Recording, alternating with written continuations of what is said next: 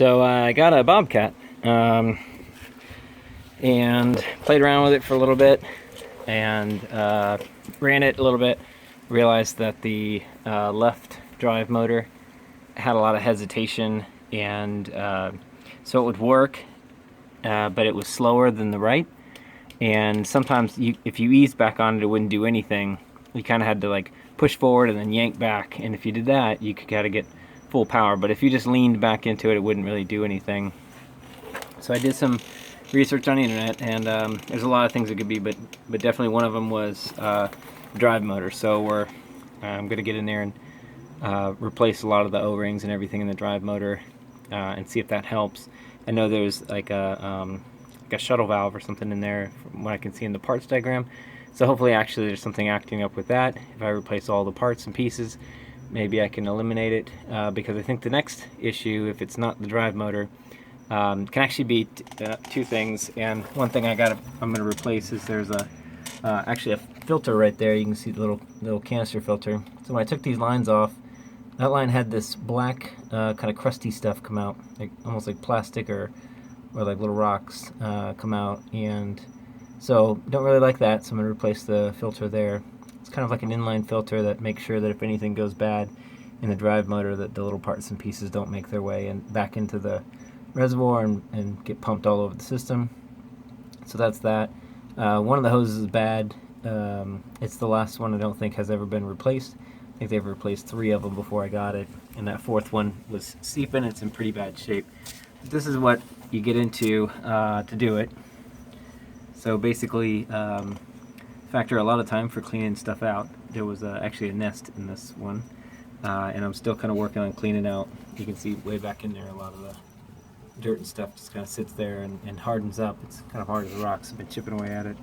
But basically the motor goes into there, and then inside of here is all your chain stuff for the basically everything for the chain drive and all the drivetrain.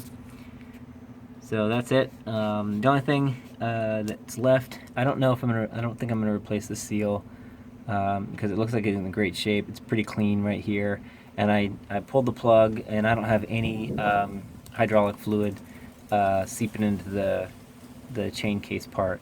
So I'm pretty sure this is actually the seal's pretty good. There's not a lot of hours on the machine, so I don't think that that's quite worn out just yet. Down the road maybe I'll be back in here doing this again, but for now it wasn't leaking, and I know it's a bear to get out of there. So I'm probably just gonna kind of let sleeping dogs lie on this one. So that's that. You take off cover, you jack it up, and you take off this cover here. There's 4 big bolts. The hydraulic lines are really kind of tough to get off.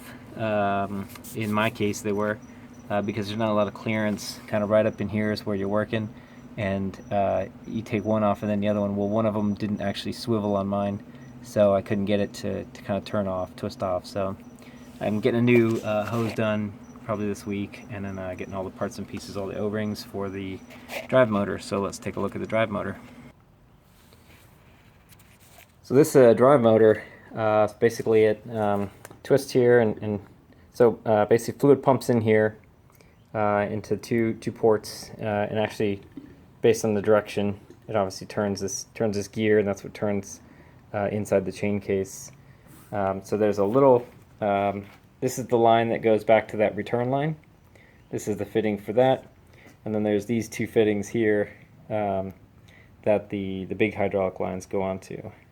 So I'll try to take some more video as I take this apart. But I just got done cleaning it. It took me a little while to get it all cleaned.